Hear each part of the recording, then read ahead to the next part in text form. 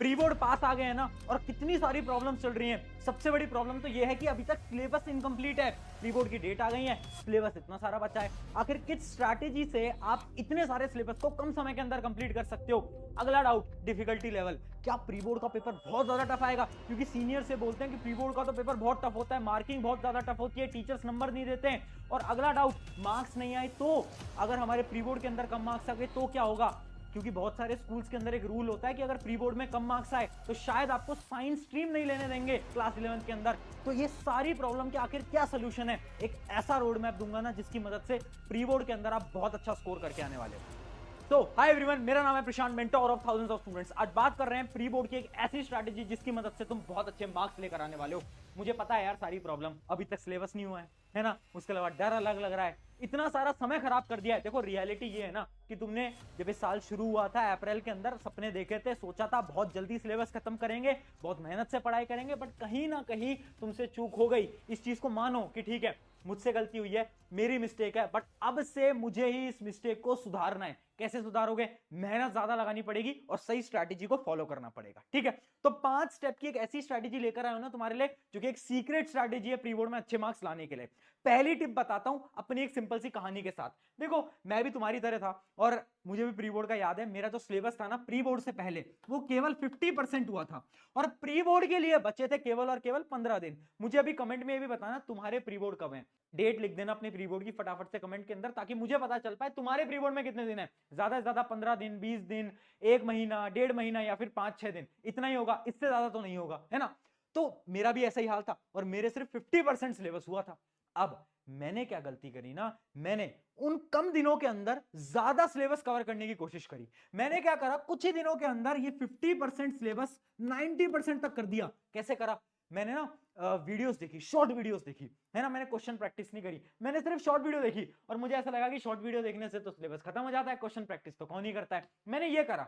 अब इससे पता क्या हुआ? इससे ही हुआ, जब मेरा प्री बोर्ड का रिजल्ट आया ना तो मेरी 60% भी नहीं आई ओवरऑल। जबकि मेरा एक दोस्त था, उसने क्या करा, उसकी भी यही हालत थी, 50% उसका सिलेबस था, बट उसने क्या करा, उसने अपने सिलेबस को केवल 60 से 70% तक कंप्लीट करा। और उसने जो पढ़ा ना, उसने डीपली पढ़ा। डीपली का मतलब क्या है? लेक्चर देखे, वन शॉट वीडियोस देखी, उसके बाद क्वेश्चन प्रैक्टिस करी। अगर ये दोनों काम आप नहीं कर रहे हो ना, चाहे आप 90% सिलेबस कर लो, प्री बोर्ड के अंदर नंबर नहीं आएंगे। और यही है आज का पहला पॉइंट। क्या? Quality greater than quantity. ध्यान से समझ लो, प्री बोर्ड जो है वो बोर्ड की तरह होते हैं, ठीक है। तुम प्री बोर्ड के अंदर कितना सिलेबस कंप्लीट करके जा रहे हो उससे फर्क नहीं पड़ता, बट फर्क इस बात से पड़ता है कि तुमने उस सिलेबस को कितना डिटेल में पढ़ा है। अगर तुम्हारे पास ये श्योरिटी है ना कि कोई भी क्वेश्चन आएगा वो मैं कर लूंगा, चाहे तुमने सिर्फ 50% सिलेबस करा है, फर्क नहीं पड़ता, बट उस 50% सिलेबस को ऐसे करके जाओ कि अगर तुम्हारा बोर्ड एग्जाम भी है ना तो भी तुम उस 50% सिलेबस में से सारे आंसर सही करके जाओ, है ना। तो ये कॉन्फिडेंस रखना है अपने अंदर। सिलेबस पे फोकस मत करो, फिर बोल रहा हूं, गलती करोगे तुम। प्री बोर्ड आती ना घबराहट हो जाती है और हमें ऐसा लगता है कि जल्दी से सिलेबस खत्म करें। सिलेबस पे ज्यादा फोकस मत करो, जो पढ़ रहे हो उसको डीपली पढ़ो, यानी वीडियोस देखो, लेक्चर्स देखो, उसके साथ साथ क्वेश्चन प्रैक्टिस करो, है ना। सिर्फ ऐसा नहीं कि सिर्फ एक वीडियो देख ली बात खत्म, नहीं, साथ साथ में नोट्स बनाओ, साथ साथ में क्वेश्चन प्रैक्टिस करो। ये था आपका पहला पॉइंट। बट भैया सवाल ये उठता है, पढ़ना कैसे है ये बताओ। तो देखो, बेसिकली दो टाइप के स्टूडेंट होंगे। एक ऐसे टाइप के स्टूडेंट होंगे जिनका अराउंड अराउंड 60% सिलेबस या फिर उससे कम है, और कुछ स्टूडेंट होंगे जिनका 60 से 90% सिलेबस या फिर 100% सिलेबस कंप्लीटेड है। पहली चीज, अगर आप इस कैटेगरी के अंदर आ रहे हो ना, अगर आपका 60 या फिर उससे कम परसेंट सिलेबस कंप्लीटेड है, don't focus on completing syllabus.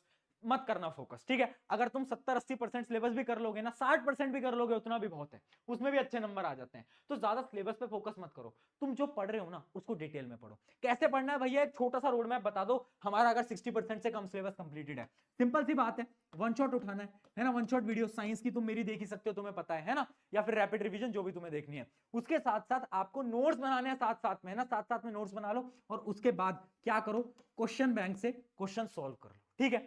Question अगर तुमने बुक नहीं लिया ना क्वेश्चन प्रैक्टिस के लिए, भाई प्लीज ले लो, है ना। ऑलरेडी आपको पता है वन शॉट बुक इंडिया की मोस्ट अफोर्डेबल किताब ऑलरेडी निकाल रखी है। तो वो जो क्वेश्चन बैंक है, वन शॉट बुक है, उसके अंदर आपको मोस्ट एक्सपेक्टेड क्वेश्चन वगैरह सब मिल रहे हैं, लिंक डिस्क्रिप्शन में दे दूंगा, वो तुम यहां से ले लेना। किन के लिए? जिनका सिलेबस कम है, उनको कहां फोकस करना है? लेक्चर, नोट्स, क्वेश्चन प्रैक्टिस, बस। बट अगर तुम्हारा सिलेबस जो है वो ज्यादा कंप्लीटेड है ना, ऐसे तुम स्टूडेंट हो जिनका 60 से ज्यादा परसेंट सिलेबस कंप्लीटेड है, तो तुम्हें क्या करना है? सिंपल सी स्ट्रेटेजी फॉलो करनी है तुम्हें। अब रिवीजन पे फोकस करना है। किस पे? रिवीजन पे फोकस करना है। और रिवीजन के बाद तुम्हें क्या करना है? क्वेश्चन प्रैक्टिस से ज्यादा इंपॉर्टेंट क्या होता है बेटा? क्वेश्चन प्रैक्टिस से ज्यादा इंपॉर्टेंट होता है सैंपल पेपर। ठीक है, सैंपल पेपर भी लॉन्च कर रखे हैं, आपको पता है ना, इंडिया के पहले हाइब्रिड सैंपल पेपर, वो भी लिंक दे दूंगा। अगर सैंपल पेपर लेना है वो ले लेना, ऑलरेडी बेस्ट सैंपल पेपर है, टेंशन की बात नहीं है। तो यानी अगर तुम्हारा सिलेबस ज्यादा कंप्लीटेड है, रिवीजन करो और सैंपल पेपर प्रैक्टिस करो, ये दो चीजों पे आपको फोकस करना है। तो ये दोनों के लिए मैंने स्ट्रेटेजी बता दी, जिसका जितना जितना सिलेबस कंप्लीटेड है। अब बढ़ते हैं अगले पॉइंट की तरफ, जो कि हमारा स्टेप नंबर 3। स्टेप नंबर 3 क्या है? Exam will be tough. देखो एक बात समझ लो, ये प्री बोर्ड है दोस्त, ये आसान नहीं आता है ना। मुझे पता है जब पेपर तुम्हारे हाथ में आएगा ना, तुम डरोगे, तुम्हें लगेगा कि यार अभी तक जो पढ़ा है ये कैसा पेपर आ गया, घबराहट होगी। बट पहले ही वॉर्न कर देता हूं, चेतावनी दे देता हूं, पेपर टफ आएगा, साथ साथ में चेकिंग भी टफ होगी। टीचर क्या करते हैं ना स्कूल्स के अंदर, प्री बोर्ड के अंदर टफ चेकिंग करते हैं ताकि तुम डर जाओ, और डरने के बाद तुम मेहनत से पढ़ाई करो, इसलिए वो करते हैं। बट उतना भी मत डर जाना कि तुम्हें लगे कि तुमने तो आज तक कुछ पढ़ा ही नहीं है। पेपर टफ है, टेंशन की बात नहीं है, थोड़े बहुत नंबर कम आएंगे बट इस नंबर से कोई फर्क नहीं पड़ता। मेरे प्री बोर्ड में कितने आए थे आज मुझसे कोई पूछता है? नहीं पूछता। पूछते हैं बोर्ड की परसेंटेज, जो आपके फाइनल एग्जाम के नंबर है वो पूछे जाते हैं। प्री बोर्ड से कोई मतलब नहीं होता, याद रखना इस बात को।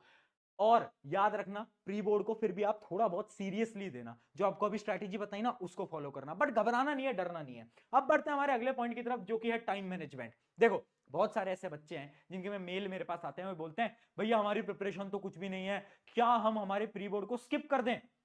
मत करना, गलती से भी मत करना। क्यों? क्योंकि प्री बोर्ड ना एक चीज आपको सिखा के जाएगा, वो चीज है टाइम मैनेजमेंट।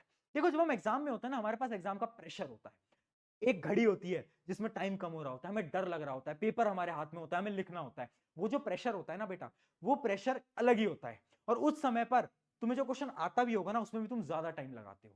तो इस वजह से प्री बोर्ड देना, प्री बोर्ड से क्या है ना, तुम टाइम मैनेजमेंट सीखोगे, है ना। तुम सीखोगे कि अच्छा पेपर को कैसे अटेम्प्ट करना है, आंसर शीट को कैसे फिल करना है, ये सारी चीजें तुम सीखोगे। जैसे कि मैंने मेरे टाइम पे क्या करा था, प्री बोर्ड के अंदर मुझे पता चला मैथ का पेपर लेंदी आता है, तो मैंने एक ट्रिक निकाल ली थी कि सबसे पहले मैं सेक्शन जो डी है उसको करता था, फिर मैं सी को करता था, फिर मैं बी को करता था, फिर मैं ए को करता था।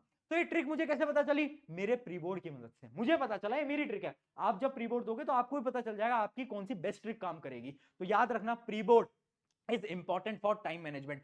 अगर तुम्हें टाइम मैनेज करना है, उसको सीखना है, तो भाई प्री बोर्ड सीरियसली देना, छुट्टी वुट्टी मत लेना ना प्री बोर्ड के दिन, बहुत ज्यादा प्रॉब्लम हो जाएगी। एक लास्ट पॉइंट, एक इंपॉर्टेंट पॉइंट है जो कि है फियर, डर। देखो दोस्त एक सिंपल सी बात है, डर लग रहा है, घबराहट हो रही है, समय खराब हो गया है, कुछ नहीं हो पाया है, मैं सब समझ रहा हूं तुम्हारी बात, बट तुम्हें क्या लग रहा है तुम कर लोगे? अंदर से एक आवाज आ रही है, लग रहा है ना कि यार हाँ अब भी कर सकते हैं हम। वो आवाज है ना, उस आवाज की बात सुनो, क्योंकि तुम्हें अंदर से पता है तुम कर लोगे, बट जरूरत है अगले जितना भी समय बचा है उसमें घिस के मेहनत करने की, एफर्ट्स लगाने की, थोड़ा कम डिस्ट्रैक्टेड होने की, मोबाइल फोन कम चलाने की। अगर तुमने कर लिया ना, सच बता रहा हूं, मजा आ जाएगा, बहुत अच्छे मार्क्स आएंगे, है ना। और प्री बोर्ड का रिजल्ट जब आंसर आपके हाथ में आएगा ना, तो उस रिजल्ट को देख के डिमोटिवेट मत होना, क्योंकि तुम्हें बोर्ड के अंदर 95 से ज्यादा स्कोर करना है, मतलब करना है, इस बात को याद रखना। तो कुछ 5 पॉइंट थे, आई होप इनकी मदद से आप अपने प्री बोर्ड को अच्छे देकर आओगे। और अपनी प्री बोर्ड की डेट्स जरूर कमेंट करना, कमेंट के अंदर मुझे जरूर बताना। शुक्रिया एवरीवन, मेरा नाम है प्रशांत, मिलते हैं किसी नेक्स्ट वीडियो के अंदर।